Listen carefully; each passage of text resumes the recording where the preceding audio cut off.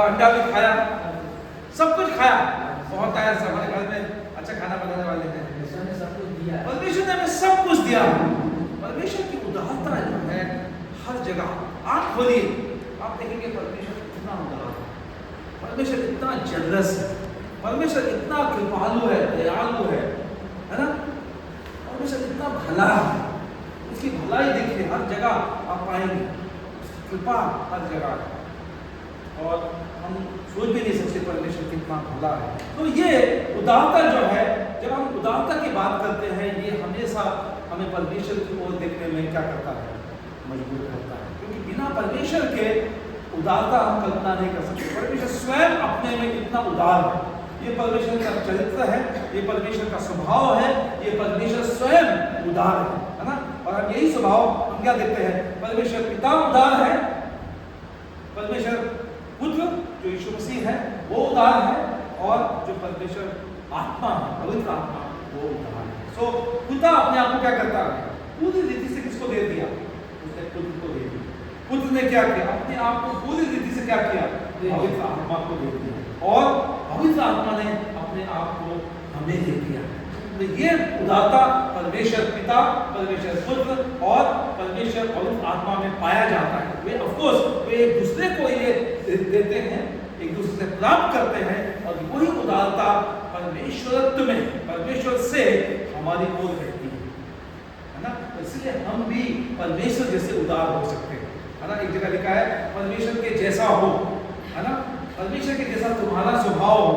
जैसे यीशु मसीह का स्वभाव था वैसा क्या हो, तुम्हारा भी स्वभाव। और वैसे ही जैसे परमेश्वर उदार है, हमें भी उदार होना चाहिए हर एक बातों में।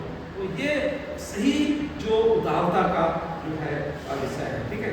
बहुत वचन हमने देखा जो परमेश्वर ने अपने आप को पूरा अपने पुत्र को दिया, पुत्र ने अपने आप को पवित्र आत्मा को दिया, पवित्र आत्मा ने अपने आप को पुत्र को दिया, पिता को दिया, और पवित्र आत्मा ने जो पिता का है और पुत्र का है वो हमें दिया गया, ठीक है। सो और परमेश्वर की उदारता जो है वो अनंत काल की है। क्या है, परमेश्वर की उदारता सिर्फ एक बार कोई कार्य कर दिया और खत्म हो गया, ऐसा नहीं। परमेश्वर की उदारता क्या है, हमेशा की है। लिखा है उसकी दया, उसकी करुणा क्या लिखा है वचन में ना, उसकी करुणा क्या है, सदा की है। His mercy endures forever। उसकी करुणा किसकी है, एक दिन की है नहीं, सदा। एक वर्ष की है नहीं, 5 वर्ष की है, कब की है, सदा की है। क्योंकि यही परमेश्वर का स्वभाव है, यही परमेश्वर का चरित्र है, यही परमेश्वर है। इसलिए उसकी करुणा क्या है, सदा की है, उसकी दया सदा की है ना। मिलाप गीत में कहता है कि हम मिट नहीं गए, ये उसकी महाकरुणा का फल है। उसकी दया क्या है, हर सुबह नहीं होती, हर सुबह नहीं।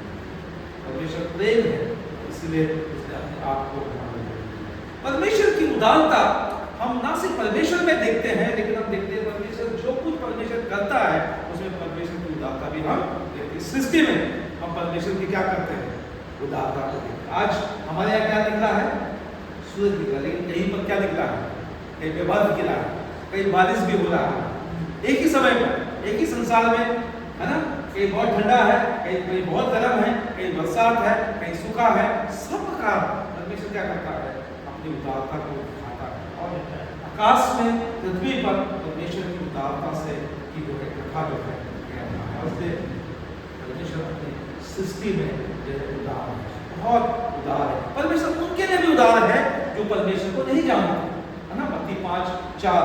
आज परमेश्वर का सूरज किसके ऊपर उदय हुआ, किसी लोगों के ऊपर, सभी जातियों के ऊपर, सारे संसार के ऊपर। परमेश्वर भेदभाव नहीं करता कि हाँ मसीह लोगों के ऊपर अपनी करुणा को दिखाए, उदारता को दिखाए, और दूसरे जाति के लोग क्या हो जाए, अंधकार में। ऐसा नहीं, परमेश्वर सबके प्रति उदार है, वो भी जो उनको नहीं जानते हैं और जो उनको नहीं मानते हैं। बहुत से लोग नास्तिक भी हैं, बहुत से लोग यीशु मसीह को ऊपर विश्वास नहीं करते, परमेश्वर उनके प्रति भी क्या है, उदार है। ये है परमेश्वर का स्वभाव। हम परमेश्वर की उदारता पुराने नियम में भी देखते हैं ना। हम देखते हैं कि किस प्रकार से परमेश्वर ने जो सृष्टि किया, उसने क्या किया, 6 दिन में तो क्या किया, सारे दुनिया को बनाया और 7वें दिन क्या किया? और उसी प्रकार से उसने मनुष्य को भी क्या कहा? तुम भी 6 दिन क्या करो? काम करो और 7वां दिन क्या करो? विश्राम। है ना? तो 7 का दिन परमेश्वर की उस उदारता का वर्णन करता है। और भी परमेश्वर ने 7वें वर्ष को सबका वर्ष कहा, 50वें वर्ष को जुबली का वर्ष कहा, जिसमें कि मनुष्य अपने कामों से विश्राम करे। और सिर्फ मनुष्य नहीं, इवन भूमि भी अपने कामों से क्या करेगी? विश्राम करेगी। ठीक है? सो परमेश्वर की उदारता हम देखते हैं हर जगह। है ना? हम देखते हैं किस प्रकार से परमेश्वर ने इस्राएलियों को 40 दिन 40 वर्ष उस रेगिस्तान में लेके गया, उसको उस चट्टान से पानी पिलाया, उस मन्ना में से खिलाया, जो परमेश्वर की उदारता का वर्णन करता है। ठीक है?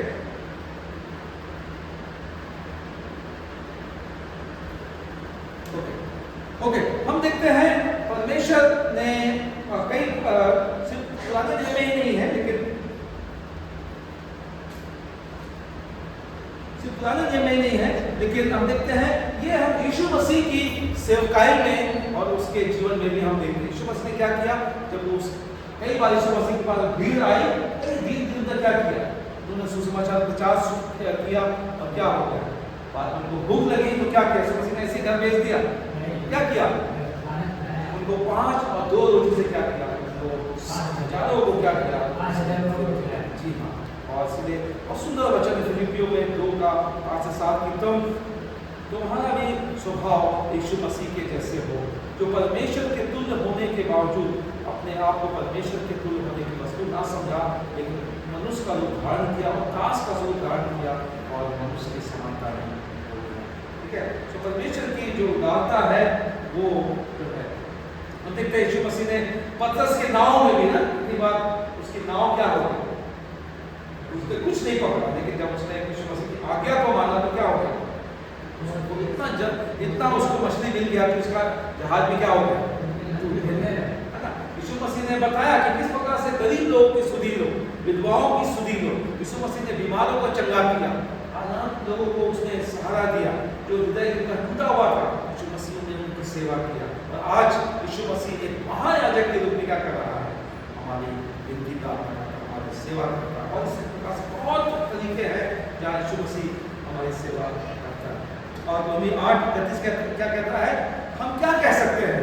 जिसने अपने निज पुत्र को ना छोड़ा लेकिन उसे हमारे लिए दे दिया, उसके साथ हमें अन्य वस्तुएं क्यों कर भी ना देगा। जो परमेश्वर की उदारता हम देखते हैं अपने पुत्र को संसार में भेजने के द्वारा, उसके साथ साथ हमें अन्य वस्तुओं को भी देने के द्वारा।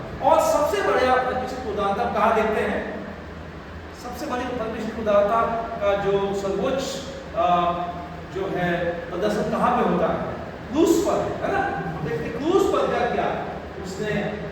यूहन्ना उसका का 13 पर ये लिखा है, इससे बड़ा प्रेम किसी का नहीं, कोई क्या करे किसी के लिए अपना प्राण दे। ये सबसे बड़ा प्रेम की परिकाठा है ना? जो पिनेकल ऑफ लव है, परमेश्वर का जो प्रेम है, सबसे बड़ा प्रेम क्या है? उसने अपने पुत्र को इस संसार में हमारे लिए दिया। और ये पहले यूहन्ना 4:9 भी कहता है कि हम परमेश्वर के प्रेम को इसी रीति से जानते हैं कि जब हम क्या थे? हम पापी थे, उसने अपने पुत्र को हमारे लिए इस संसार में भेज दिया ताकि हम उसके द्वारा हमारा जीवन को जीना। ठीक है? तो ये है।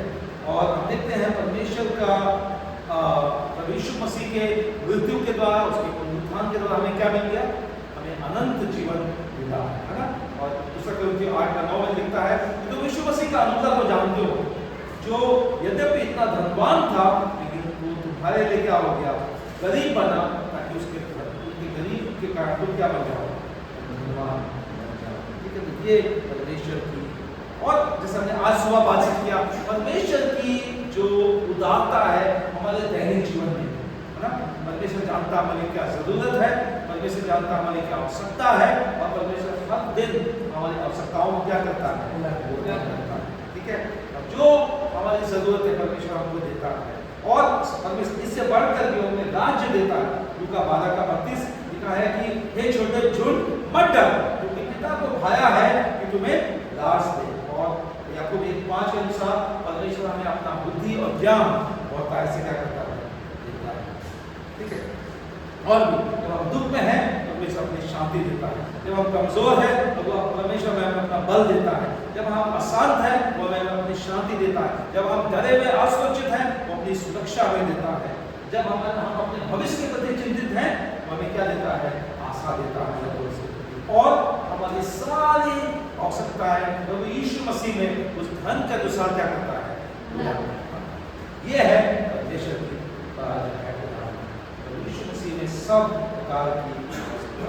इसलिए मत्ती 7:11 में वो क्या कहता है कि जब तुम बुरे होकर अपने बच्चों को, है ना, अच्छी वस्तुएं देना जानते हो तो तुम्हारा पिता जो स्वर्ग में है अपने मांगने वालों को अच्छी वस्तुएं क्यों करता है।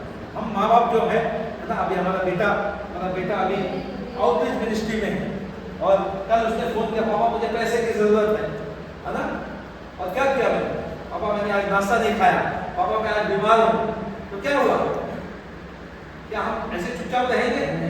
हमने क्या क्या हमारे पास नहीं भी रहने के बावजूद हम क्या करते हैं, अपने बेटे की क्या करेंगे? उसी प्रकार से हम बुरे हैं, हम स्वार्थी हैं, हम निर्बल हैं, हम सीमित हैं, इसके बावजूद भी हम अपने बच्चों के लिए भला करना चाहते हैं। लेकिन सोचिए जो हमारा स्वर्गीय पिता है वो अपने बच्चों की जरूरतों को पूरा करता है, वो इससे बढ़कर, हमसे कहीं बढ़कर, परमेश्वर के पास सीमा नहीं है ना, परमेश्वर के पास कोई समस्या नहीं है कि उसके पास धन की कमी हो या संसाधन की कमी हो, है ना, परमेश्वर उदार भी है और परमेश्वर सक्षम भी है हमारे हर एक जरूरत को क्या करने के लिए। हमारे सोच से भी बड़ा काम करने में सक्षम। आमीन, बिल्कुल सही बात। और दूसरा कोरिन्थियों 9:8 पढ़िए प्लीज, दूसरा कोरिन्थियों 9:8 देखिए क्या कहता है, दूसरा कोरिन्थियों 9:8।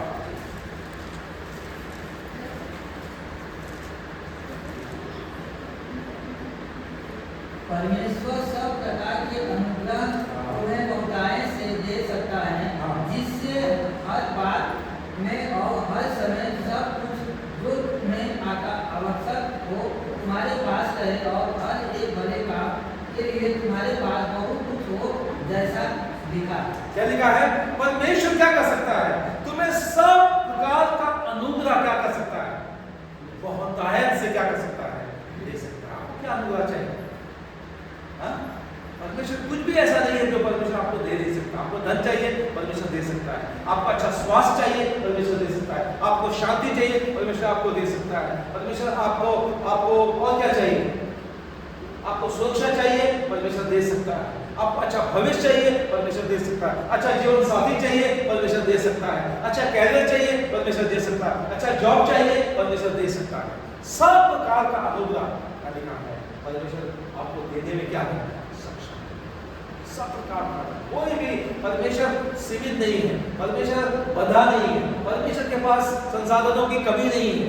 और यही उत्साह जो है और जब पुरुषों की मंडली को लिखता है कि परमेश्वर आपको सब प्रकार का अनुग्रह बहुतायत से क्या कर सकता है? दे सकता है।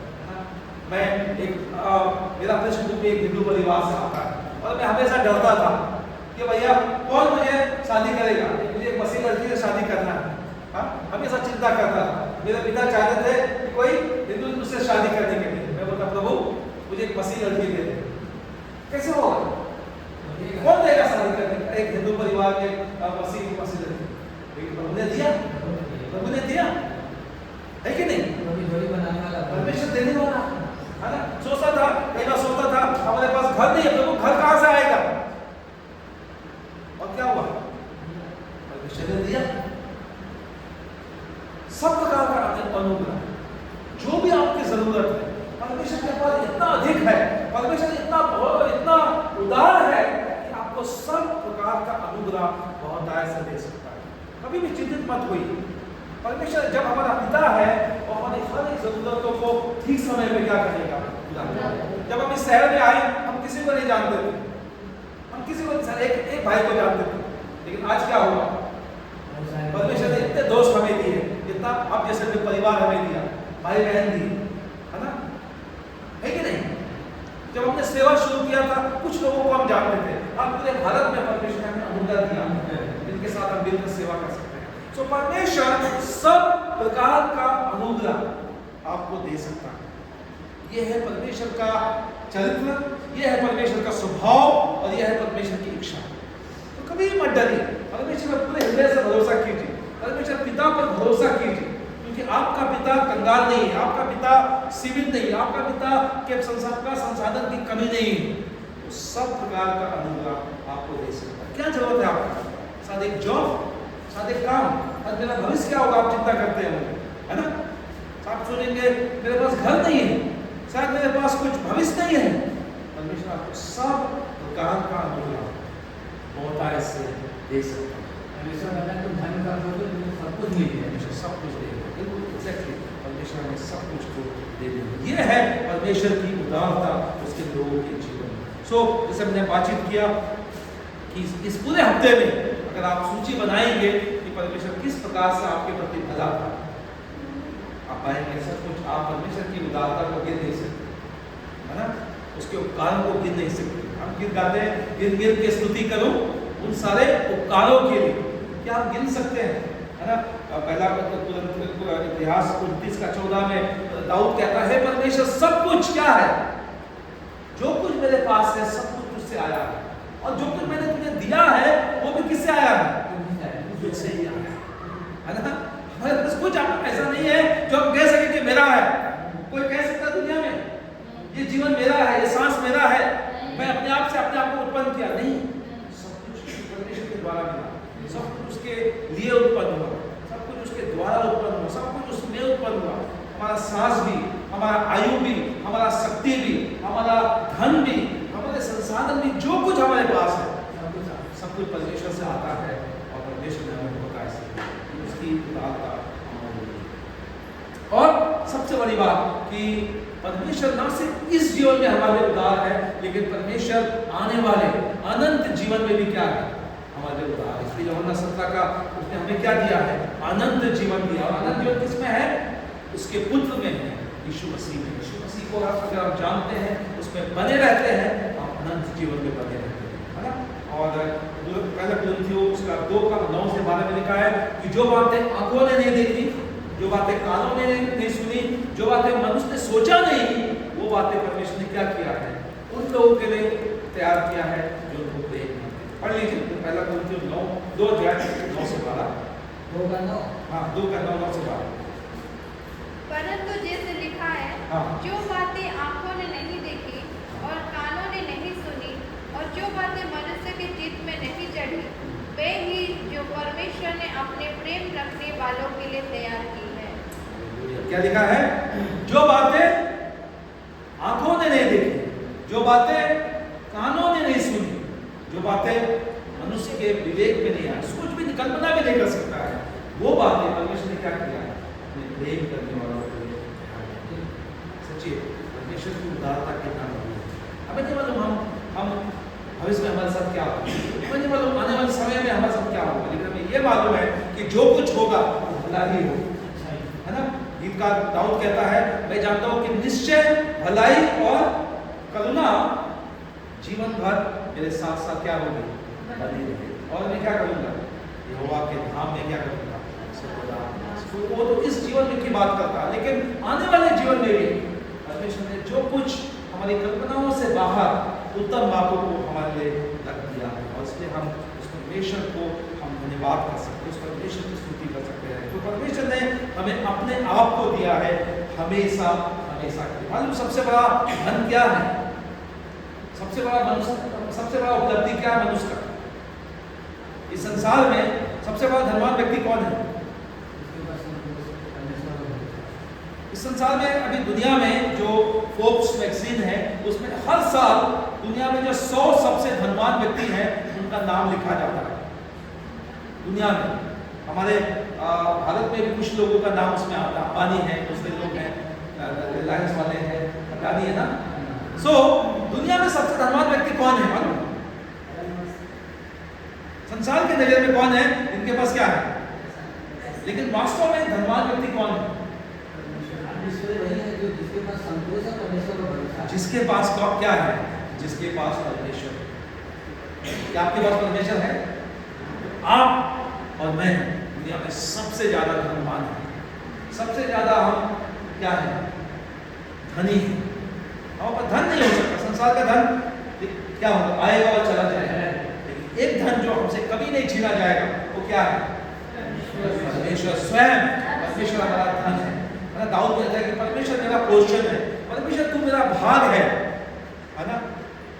परमेश्वर जब हमारा भाग है, जब परमेश्वर हमारा है, हमें किसी बात की जरूरत नहीं। जो कुछ परमेश्वर का है वो हमारा है, जो हमारा है वो परमेश्वर का है। तो ऑफ कोर्स मनुष्य सारे जगत को प्राप्त करे और अपने प्राण की हानि उठाए तो क्या उसको लाभ, मनुष्य अपने प्राण के बदले क्या देगा। तो अगर आपके पास परमेश्वर है, आप सबसे ज्यादा क्या है, धनवान है, संपन्न है, आशीषित है।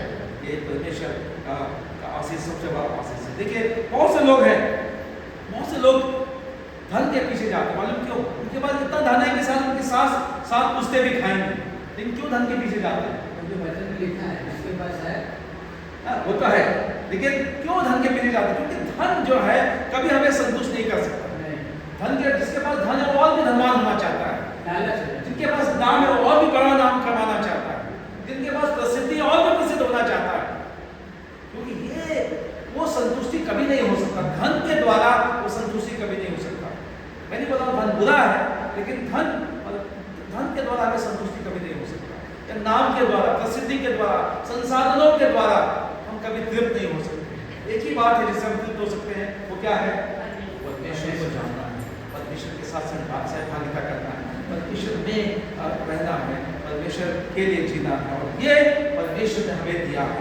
इसलिए हम सबसे मसीह लोग परमेश्वर को जानते हैं, वो सबसे ज्यादा धन्य, आशीषित, संपन्न, संतुष्ट व्यक्ति है ना। इसलिए हमें अपने ऊपर, परमेश्वर के ऊपर हमें करना चाहिए। सो परमेश्वर का, आपका परमेश्वर के साथ संबंध कैसा था? क्या आप इस उदार परमेश्वर को जानते हैं? क्या आप इस उदार परमेश्वर को जानते हैं? क्या आप, कई बार हम परमेश्वर का, हमारे लिए परमेश्वर का दृष्टिकोण क्या होता है? हम कई बार परमेश्वर को क्या करते हैं? जब हम प्रार्थना करते हैं हमारे मन में विश्वास भी नहीं होता परमेश्वर मेरी प्रार्थनाओं को सुने करेगा, है ना। कई बार मन में क्या होता है, ये चिंता आता है, परमेश्वर सुनेगा कि नहीं, मान तो रहा हूँ, प्रार्थना तो कर रहा हूँ, परमेश्वर सुनेगा कि नहीं। लेकिन आज हम जो सीख रहे हैं, ये क्या करना चाहिए? हमारे मनों को में सारे शंकाओं को क्या करना चाहिए? दूर कर देना चाहिए। तो आपको मालूम है हमारा परमेश्वर ना सिर्फ उदार है, लेकिन परमेश्वर हमारा सक्षम भी है, वो हमें दे सकता है और देगा भी, उसमें कोई शंका की बात नहीं है ना। जैसे हमने पहले में पढ़ा कि जो हमें सब प्रकार का अनुग्रह होता है, ऐसे दे सकता है। सो इस उदार परमेश्वर को जितना हम जानेंगे उतना हम धन्यवादी होंगे, उतना हम उसको प्रेम करेंगे, उतना हम उसका भरोसा करेंगे, इससे हमारा जीवन क्या हो जाएगा? बदल जाएगा। ठीक है। तो कोई ऐसा हमारा जो हमारे मन में अगर कुछ ऐसा शंका है, हमें पश्चाताप करना है और मन फिराना है, ताकि हम परमेश्वर को और अधिक जान सकें। ठीक है। हमने देखा पहला कुरिन्थियों 3 अध्याय 21 से 23 में, कि पढ़ लीजिए पहला कुरिन्थियों 3 अध्याय 21 से 23।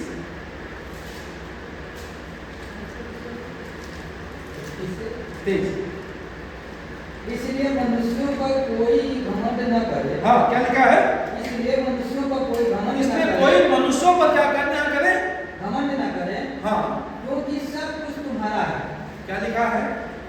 सब कुछ क्या है? तुम्हारा है। सब कुछ तुम्हारा है। जी। क्या पौलुस, हाँ। क्या पौलुस, क्या कृपा, क्या जगत, क्या जीवन, क्या मरण, क्या वर्तमान, क्या भविष्य, सब कुछ तुम्हारा है। हाँ, क्या है तुम्हारा? तुम क्या है तुम्हारा? सब कुछ तुम्हारा है। जीवन, मृत्यु, हाँ, सब कुछ क्या है? और तुम मसीह के हो। और तुम क्या हो? मसीह के हो। हाँ। और मसीह परमेश्वर का है। और मसीह किसका है? परमेश्वर का। मतलब कि परमेश्वर ने हमें सब कुछ दिया। परमेश्वर मसीह में है, हम उस पर गर्व कर सकते हैं। जो कुछ परमेश्वर का है वो हमारा है, जो कुछ हमारा है वो परमेश्वर का है। इसलिए हमें परमेश्वर पर घमंड करने की जरूरत है ना। ओके, सो आज हम देखेंगे उदारता क्या है और क्या नहीं है। तो आपके हिसाब से कई बार हम सोचते हैं, हमारा जैसा हमने देखा कि उदारता का जो तस्वीर है हमारे लिए कई बार बहुत ही संकीर्ण है ना। हम सोचते हैं कि उदारता कुछ बहुत उदारता की जो तस्वीर है हमारे सामने बहुत ही ज़्यादा छोटा। तो क्या उदारता क्या है? उदारता क्या है? पहली बात हम देखेंगे कि ये परमेश्वर का एक अनंत स्वभाव है। उदारता क्या है? परमेश्वर का अनंत स्वभाव। परमेश्वर उदार है। और दूसरी बात हम देखेंगे उदारता क्या नहीं है कि उदारता हम बहुत से लोग दान क्यों देते हैं, उदार क्यों होते हैं। बहुत से लोग सोचते हैं कि चलो हम देंगे तो हमें क्या होगा, मिलेगा, है ना। और ऐसा ही है, परमेश्वर देता है, लेकिन उदारता इसलिए नहीं देना चाहिए कि हमें कुछ मिलेगा, कुछ पाने की आशा से दान नहीं देना चाहिए, है ना। लेकिन हमें उदार क्यों होना चाहिए? क्योंकि हमारा पिता उदार है, हमें भी उदार होना चाहिए। उदारता क्या है? अपने आप को देने वाला। परमेश्वर ने अपने आप को दे दिया।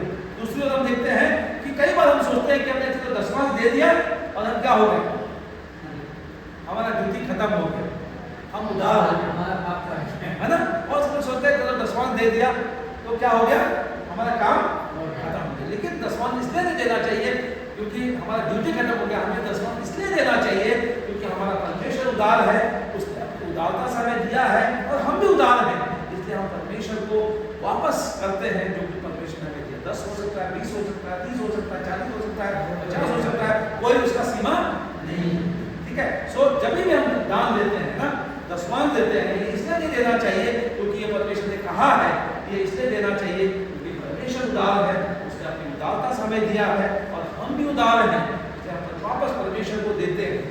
ये हमारी उदारता का, परमेश्वर की उदारता हमारे लिए और हमारी उदारता परमेश्वर उसके कार्यों के लिए कार्य प्रगति कर रहा है। कुछ हम देते हैं परमेश्वर का, आमीन। जो कुछ हम देते हैं परमेश्वर का। तो आज हम सीखेंगे यीशु मसीह का चेला होने के नाते, यीशु मसीह का जन होने के नाते हमें भी क्या होना है, उदार होना है। ऐसा हमने पिछली बार, अभी तक हमने जो सीखा वो पिछली बार सीखा। सो आपने देखा कि हमारा जो हेल्दी चर्च का जो है, देख सकते हैं तो यहाँ पर है जो स्वस्थ कलीसिया का जो तस्वीर हम देखते हैं। स्वस्थ कलीसिया क्या है? स्वस्थ कलीसिया ख्रिस्त पर, यीशु मसीह पर आधारित है। उसका केंद्र कौन है? यीशु मसीह। और यीशु मसीह के साथ साथ हम देखते हैं, यीशु मसीह के साथ साथ जब कलीसिया जुड़ी हुई है, उस कलीसिया जो है, उस कलीसिया में सभी लोग अपना अपना काम करते हैं। यीशु मसीह के साथ उस संबंध से सब लोग अपना काम करते हैं और ये काम 4 तरीके से प्रकट होता है। पहली बात, हर एक कलीसिया में क्या करते हैं, हर एक लोग यीशु मसीह में बढ़ते हैं, जो कि सिर है उसमें बढ़ते हैं। दूसरी बात हम देखते हैं, सभी लोग सेवा करते हैं।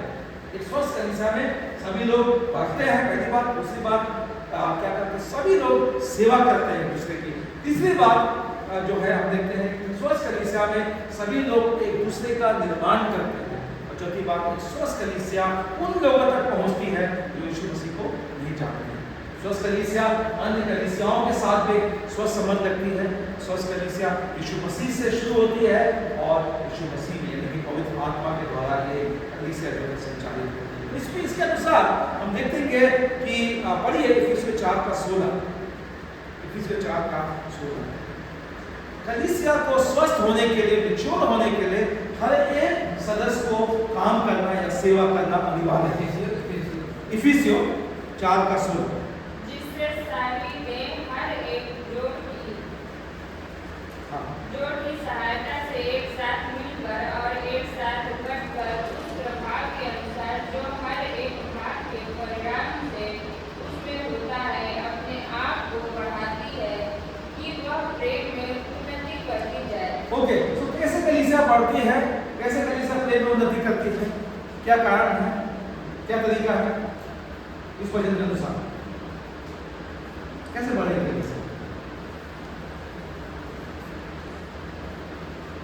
जब कलीसिया के हर एक सदस्य क्या करें, अपना अपना कार्य करें। कलीसिया में कोई भी बेकार नहीं है। हर एक लोग कलीसिया में क्या करते हैं, सेवा करते हैं। हर एक लोग कलीसिया में फंक्शनल कार्यरत है। क्या होगा अगर मेरा शरीर का हाथ काम ना करे, बाकी शरीर काम करे, क्या मैं स्वस्थ हूँ? क्या होगा मेरे शरीर में सब कुछ काम करे, मेरी आंख काम ना करे, मैं स्वस्थ हूँ? क्या होगा मेरे शरीर में सारे अंग काम करे, मेरा नाक ना काम करे, मैं स्वस्थ हूँ? नहीं। स्वस्थ शरीर के लिए क्या चाहिए? मेरे शरीर के सारे अंग को क्या करना पड़ेगा? अपना अपना भूमिका या अपना अपना काम करना पड़ेगा। उसी प्रकार से स्वस्थ कलीसिया में भी क्या होगा? हर एक कलीसिया का जो सदस्य है उसको अपना अपना काम करना चाहिए, तभी कलीसिया क्या होगी? स्वस्थ बनेगी, है ना। और जब हम ऐसा करते हैं तब हम क्या करते हैं? ये यीशु मसीह की महान आज्ञा भी है और महान आदेश भी है। मत्ती 22:37 से 40 पढ़िए और मत्ती 28:19 और 20। मत्ती 22:37 से 40, मत्ती 28:19-20। जी, मत्ती 22:37 से 40। उसने उससे कहा, परमेश्वर अपने प्रभु से अपने सारे मन और अपने सारे प्राण और अपनी सारी बुद्धि के साथ प्रेम कर। बड़ी और मुक्त आज्ञा यही है, और उसके समान यह दूसरी भी है कि तू अपने पड़ोसी से अपने समान प्रेम कर। यही दो आज्ञाएं सारी व्यवस्था और भविष्यवाणियों का आधार है। तो ये किसके लिए है? ये आगे किसके लिए है? ये आगे किसके लिए है? परमेश्वर को सारे मन, सारे प्राण, सारे बुद्धि, सारे शक्ति को साथ प्रेम करो और अपने पड़ोसी को भी अपने समान प्रेम करो। ये आगे किसके लिए है? हर एक मसीहजन के लिए, हर एक विश्वासी के लिए, हर एक के लिए अनिवार्य है परमेश्वर को प्रेम करना और अपने पड़ोसी को प्रेम करना। कोई इससे वंचित नहीं है। सभी लोगों को परमेश्वर को प्रेम करना है और अपने पड़ोसी को प्रेम करना। और जब हम ऐसा करते हैं तो देखिए सारी व्यवस्था की बातें क्या करते हैं? हम पूरा करते हैं, ठीक है। तो ये हर एक का कर्तव्य है, हर एक मसीहजन का कर्तव्य है परमेश्वर को प्रेम करना और अपने पड़ोसी को अपने समान प्रेम करना। दूसरे एक और आज्ञा यीशु मसीह देते हैं। यीशु मसीह अपने पुनरुत्थान के बाद स्वर्गारोहण से पहले एक अंतिम आज्ञा अपने चेलों को देते हैं। मत्ती 28:19-20 में पढ़ेंगे। इसीलिए तुम जाकर सब जातियों के लोगों को चेला बनाओ और उन्हें पिता और पुत्र और पवित्र आत्मा के नाम से बपतिस्मा दो, और उन्हें सब बातें जो मैंने तुम्हें आज्ञा दी है मानना सिखाओ, और देखो मैं जगत के अंत तक सदा सदैव तुम्हारे संग हूँ। एक और आज्ञा है जो हर एक विश्वासियों के लिए जरूरी है। ये यीशु मसीह ने ऑफकोर्स अपने चेलों को समय दिया, लेकिन आज भी जब हम यीशु मसीह के चेले हैं, ये हमारे लिए भी उतना ही जरूरी है, आवश्यक है ना, जो उनके लिए। सो क्या है आज्ञा? कि जाओ और क्या करो? हाँ, जाति जाति लोग को क्या बनाओ? चेला बनाओ। उन्हें क्या करो? बपतिस्मा दो। उन्हें उन सारी बातों को जो मैंने सिखाई है मानना सिखाओ। और देखो मैं तुम्हारे साथ जगत के अंदर ना, एक साइड महान आज्ञा है, एक साइड महान आदेश है, और हर एक विश्वासी क्या है? बाध्य है, कंपलसरी है, कोई वंचित नहीं है। हर एक विश्वासी को ये दोनों आज्ञा को क्या करना पड़ेगा? पूरा करना पड़ेगा। लेकिन सवाल है कैसे करेगा? कैसे करेगा? और ये जो है इस प्रकार से पूरा हो सकता है कि जब हर एक विश्वासी क्या करेगा? दूसरे को प्रेम करे, परमेश्वर को प्रेम करेगा, दूसरे को प्रेम करेगा, है ना, चेला बनाएगा और क्या करेगा? और वो उन लोगों तक पहुंचेगा जो जो परमेश्वर को नहीं जानते। तो ये मॉडल है। देखिए पहला क्या करेगा? ऊपर का भाग क्या है? परमेश्वर को प्रेम करना। नीचे का भाग क्या है? लोगों को प्रेम करना, है ना। तीसरा क्या है? चेला बनाना। चौथा क्या है? जाना, उन तक पहुंचना जो तक परमेश्वर को नहीं जानते। तो ये एक मॉडल है। तो इस प्रकार से काम करने के द्वारा, हर एक सदस्य काम करने के द्वारा यीशु मसीह की महान आज्ञा को पूरा कर सकते हैं और महान आदेश पूरा कर सकते हैं। परमेश्वर को प्रेम कर सकते हैं, वे अपने पड़ोसी को प्रेम कर सकते हैं, वे जा सकते हैं और वो चेला भी बना सकते हैं।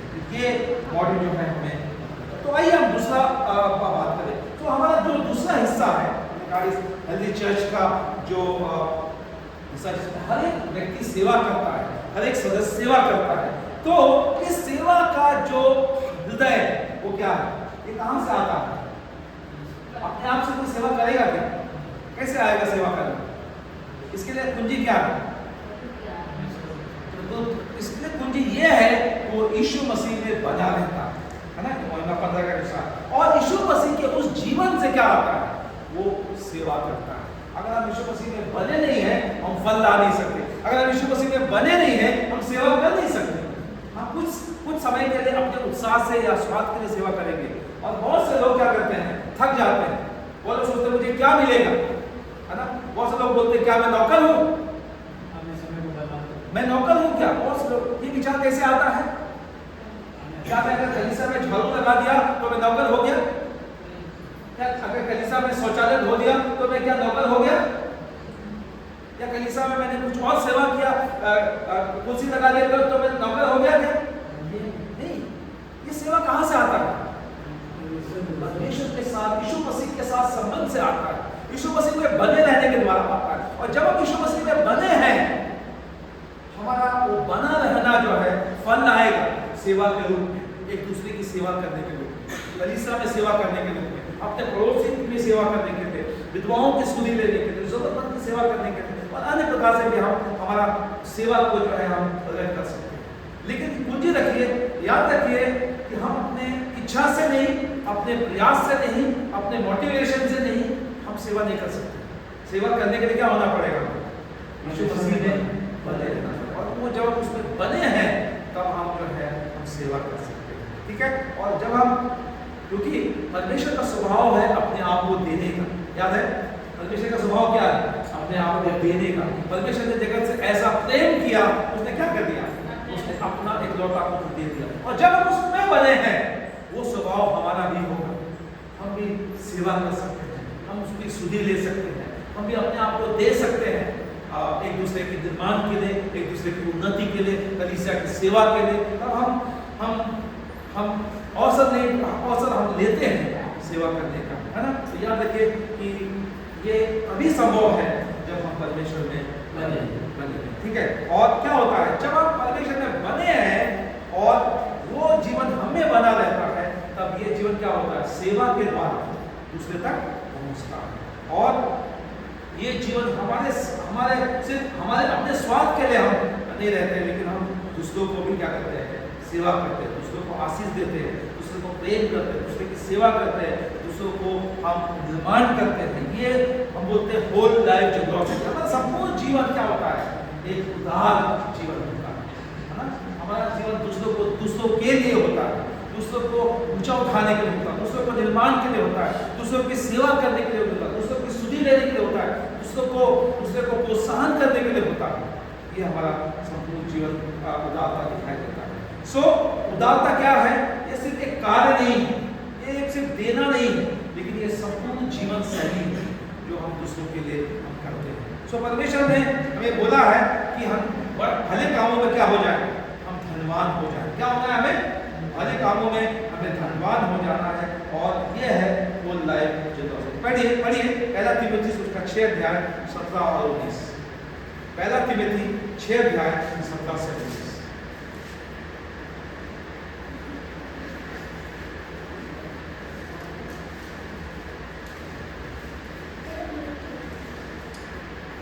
पहला तिमोथी 6 अध्याय 17 से 19।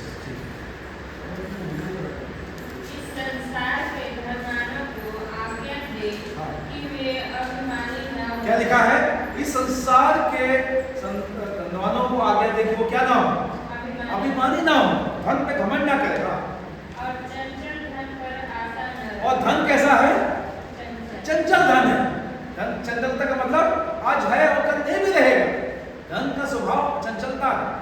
और आगे, परमेश्वर पर, लेकिन किस पर भरोसा करे, परमेश्वर पर भरोसा करे। जी आगे, जो हमारे सुख के लिए सब कुछ बहुताय से देता है। परमेश्वर पर भरोसा करे जो हमारे सुख के लिए सब कुछ बहुताय से देता है। जी, और भलाई करे। और क्या करे, भलाई करे। जी, और भले कामों में धनी करे। और किसमें धनवान हो, भले कामों में धनवान हो। जी, और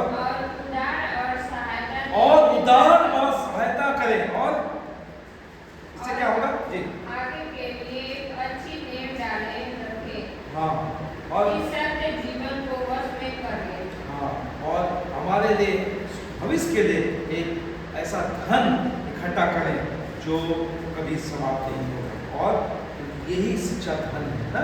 तो भले कामों में क्या होना है, हमें धनवान होना है। और ये धन्यवान कब होंगे? जब हम यीशु मसीह में बने हैं, क्योंकि स्वार्थ, जब आप यीशु मसीह में बने हुए हैं, हम स्वार्थी नहीं होंगे, हम दूसरों को देंगे, क्योंकि परमेश्वर स्वार्थी नहीं है। ठीक है, ओके। जैसे हमने पढ़ा दूसरा कोरिन्थियों 9:18, परमेश्वर हमें सब प्रकार का अनुग्रह बहुतायत से दे सकता है जब ताकि हमारे पास सब समय में हमारे पास बहुतायत से हो जाए। ठीक है, सो बाइबल आधारित उदारता ये नहीं है कि परमेश्वर हमसे क्या चाहता है। बाइबल आधारित उदारता क्या है कि परमेश्वर हमारे लिए क्या चाहता है, परमेश्वर हमारे लिए क्या चाहता है। ठीक है, सो हम लोग आज यहाँ समाप्त करेंगे। तो और मैं सोचता हूँ कि ये बहुत ही उत्साहित का वचन है कि किस प्रकार से जब हम परमेश्वर की उदारता पर विचार करते हैं, हम देखते हैं कि कैसे परमेश्वर अपनी उदारता से हमें क्या करता है। आपका विचार क्या है, कैसा लगा आपको आज का? कितना अद्भुत है ना, परमेश्वर चाहता है कि हम भी उसके जैसे हो, हम भी उसके जैसे उदार हों। और मैं सोचता हूँ कि कलीसिया वो उदारता का एक उदाहरण हो सकता है संसार में। बहुत से लोग हैं जिनके पास पैसा है, लेकिन उससे पैसा अपने लिए क्या कर रहे हैं, संसार अपने लिए जमा कर रहे हैं, कोई दूसरों के लिए कुछ भी नहीं कर रहे। लेकिन हम कलीसिया होने के नाते परमेश्वर का उदारता जो कुछ भी हमारे पास ना भी होगा, लेकिन जो कुछ परमेश्वर ने हमें दिया और दूसरे की सेवा के लिए और कलीसिया की उन्नति के लिए इस्तेमाल करते हैं, तो और भी अनुग्रह देगा। और अगले हफ्ते आप देखेंगे कि क्या फल होगा, उदारता का क्या फल होगा और हमें इससे क्या लाभ होगा। क्यों ना हम सब खड़े हो जाएं, आइए हम परमेश्वर को बात करें और परमेश्वर को कहें कि परमेश्वर सचमुच आप हमें आपके जैसे उदार बनाएं। तो हम आपके जैसे बनना चाहते हैं, हम आपके लोग आपके जैसे उदार बनना चाहते हैं। हमारी मदद कर परमेश्वर का आपके जैसे उदार, सभी बातों में आपके जैसे उदार। हम कलीसिया में उदार हो, हमारे घरों में उदार हो, हमारे पड़ोस में उदार हो, हमारे वर्क प्लेस में उदार हो, जहाँ भी प्रभु ने हमें रखा। प्रभु आज आपका उदारता हमारे जीवन के द्वारा बहने पाए, हमारी मदद कर, सहायता कर, हम सभी बातों में आइए हम लोग मुँह खोल कर परमेश्वर से प्रार्थना करें। प्रभु हमें आपके जैसे बनाए, प्रभु यीशु आपके जैसे हमें बनाए, पवित्र आत्मा में आपके जैसे बनाए, हम भी आपके जैसे उदार होंगे। हम प्रभु जी कलीसिया में उदार होंगे, हम लोगों को क्षमा करने में उदार होंगे, हम लोगों को सहने देने में उदार होंगे, हम लोगों की सेवा में उदार होंगे, हम लोगों की सुधि लेने में उदार होंगे, हम हमारे संसाधनों में उदार होंगे, हम हमारे समय में उदार होंगे, हम हर एक प्रकार से उदार होंगे। परमेश्वर पिता हमें आपके जैसे बनाएंगे, जैसा आप उदार है। हम संसार के जैसे लोग जैसे नहीं बनना चाहते, हम आपके पुत्र और पुत्रियां हैं प्रभु, हमें आपके जैसे उदार है, हमें आपके जैसे उदार, आपके जैसे उदारता को प्रकट कर सके और लोग कह सके। वचन में लिखा है कि जब लोग तुम्हारे भले काम को देख सके, तो तुम्हारा पिता जो स्वर्ग में है तुम्हारी बड़ाई कर सके। हाँ परमेश्वर पिता, हमारे जीवन के द्वारा लोग हमारे परमेश्वर को देख सके, हमारे सच्चे परमेश्वर को देख सके। हमें कितना उदार बना, हमें उदारता देकर आप हमें बने रहने के लिए मदद करें। जब आप में बने हैं हम उदार होंगे, हर एक बातों को देख सकें। हम अपने आप को तुझको देते, हम अपने आप को तुझे समर्पण करते, हम अपने आप को आपके जैसे बनने के लिए समर्पण करते हैं। हमें और आपसे भर दे करो, हमें और आपसे परिपूर्ण कर दो, हमें और अपने पवित्र आत्मा से भर दे करो, ताकि हम उदार होंगे। हमारा जीवन उदारता का निर्माण होगा, आपके प्रेम का उदारता का। जो कुछ आपने किया उन सभी बातों में हम धन्यवाद होंगे, भले कामों में हम धन्यवाद होंगे, भले प्रभु जी अच्छे कामों में हम धन्यवाद होंगे, सेवा में हम धन्यवाद होंगे, सुधि लेने में हम धन्यवाद होंगे, क्षमा करने में हम धन्यवाद होंगे, अनुग्रह देने में हम धन्यवाद होंगे, एक दूसरे को अपने से बेहतर समझने में धन्यवाद होंगे। मदद कीजिए, हमारी सहायता मदद कीजिए। तो एक जन प्रार्थना कर सकते हैं, परमेश्वर की उदारता को हमारे जीवनों के लिए मांग सकते हैं। धन्यवाद परमपिता परमेश्वर का जो आज भाई वचन परमेश्वर, ये वचन हमारे जीवन में, हमारे मार्ग में, हमारे जीवन में ये वचन लगे और अच्छा पिता परमेश्वर, ये वचन सदा सदा के हमारे जीवन में जो भाई है पिता परमेश्वर, जो देने वाला है पिता परमेश्वर, तो आपके वचन से जो हम सीखें प्रभु जी, जैसे हमारे जीवन में हमेशा हमारे बने रहते हैं। जैसे आपने प्रभु हमको उठाता दिया प्रभु जी, वैसे हमारे जीवन से भी वैसा जो आप चाहते हैं पिता परमेश्वर। ये जीवन आपने दिया है पिता परमेश्वर, आपके द्वारा ये जीवन काम करे पिता परमेश्वर। मैं ऐसा गाता आपसे मांग हमारे जीवन से आने वाले हफ्ते में पिता परमेश्वर एक नई सीख मिले पिता परमेश्वर, एक नई खोज प्रभु आपके वचन के द्वारा पिता परमेश्वर मिले प्रभु, और एक नई वस्तु हमारे जीवन से प्रभु जो आप देना चाहते प्रभु वो मिले पिता परमेश्वर। एक नई जगहों को प्रभु आपका वचन लेने हम जाए पिता परमेश्वर, प्रभु जो आप चाहते हैं प्रभु हमारे जीवन से वही सब कुछ हो पिता परमेश्वर जो आपकी इच्छा हो पिता परमेश्वर। मैं धन्यवाद देता हूँ प्रभु जी ये वचन देने के लिए भाई प्रभु जी आपने जो उत्साह किया प्रभु जी आत्मा में प्रभु जी आप आज करके जो बोले पिता परमेश्वर, ये जो वचन जिसके द्वारा हमारे तक आए पिता परमेश्वर, ये वचन सदा सदा के हमारे जीवन में वास है पिता परमेश्वर। धन्यवाद देता हूँ प्रभु जी वचन सुनने और सुनाने दोनों भाषा से पिता परमेश्वर, जो वचन हम यहाँ से लेके जाए पिता परमेश्वर वो वचन सदा सदा के लिए हमारे परिवार में, हमारे घरों में, हमारे गलियों में, हमारे नगरों में, हमारे देश में प्रभु जी ये वचन छा जाए पिता परमेश्वर। और हर एक का जीवन प्रभु जो अंधकार में अभी तक चले हैं प्रभु जी, जो आपको नहीं मानते नहीं जानते पिता परमेश्वर, इस वचन के बाद प्रभु जी वो आपको ग्रहण करे पिता परमेश्वर, अपने घुटनों के आपके सामने टेके पिता परमेश्वर, ताकि वो जान ले मेरा परमेश्वर, मेरा खुदा, मेरा प्रभु, मुझे बनाने वाला, मुझे संसार में लाने वाला कौन है? यीशु मसीह है पिता परमेश्वर। प्रभु हम सभी का विश्वास उसके ऊपर बनी रहे पिता परमेश्वर। प्रभु मैं धन्यवाद देता हूँ आज के वचन के लिए पिता परमेश्वर जो हम सुनने के लिए मिला पिता परमेश्वर। धन्यवाद देता हूँ साहिब के सबके हाथों में सौंपता हूँ प्रभु जी, और भाई के लिए प्रार्थना करता हूँ प्रभु जी, इनको हर एक कोई बातों को दीजिए प्रभु जी, ताकि इनके द्वारा वचन हमारे द्वारा मिले पिता परमेश्वर। धन्यवाद देता हूँ प्रभु जी, आगे भी भाई के हाथों में सौंपता हूँ। प्रार्थना छोटी सी उठा करता है इसको ना से ना आमीन आमीन। परमेश्वर पिता हम आपको धन्यवाद देते हैं कि आप उदार परमेश्वर, धन्यवाद आपकी उदारता, धन्यवाद आपके प्रेम के लिए, धन्यवाद आपकी आशीषों के लिए, बहुत बहुत बहुत उदारता को पाया हमारे जीवन में। हम कृतज्ञ हैं और प्रभु ये कृतज्ञता प्रभु हम प्रभु जी हमारे जीवनों में यहाँ भी आपने मेरा रखा हमारी मदद करके हम भी आपके जैसे हम उदार होंगे, हमारे घरों में, हमारे बच्चों के साथ, हमारे विवाह में, हमारे कलीसिया में, हमारे कार्यस्थल में, हमारे सेवकाई में, हमारे सहकर्मियों के बीच में, हमारे पड़ोस में प्रभु, हमारे शहर में प्रभु, ऐसे लोगों के बीच में हम चलते फिरते प्रभु आपका जीवन प्रभु आपकी उदारता हमारे जीवन के द्वारा बहने पाए प्रभु।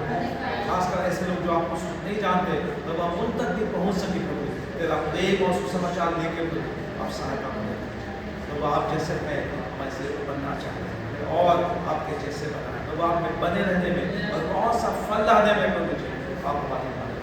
धन्यवाद प्रभु आप ऐसा करेंगे इस पूरे सप्ताह के लिए हम अपने आप को समर्पण करेंगे।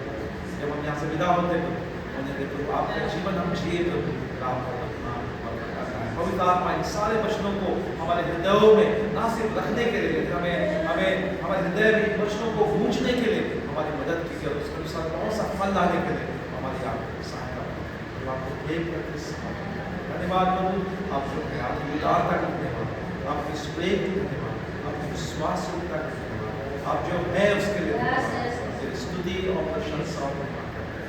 आदर महिमा गौरव प्रशंसा तुझको देते हुए प्रार्थना को यीशु मसीह के सामने नाम से आमीन आमीन। परमेश्वर पिता का प्रेम, यीशु मसीह का अनुग्रह, पवित्र आत्मा की पवित्र उपस्थिति और सहभागिता सभी लोगों के साथ विश्वासी लोग हिस्सा में पाए जाते हैं जो दुनिया भर में पाए जाते हैं। यीशु मसीह के आगमन का बनी सर्वदा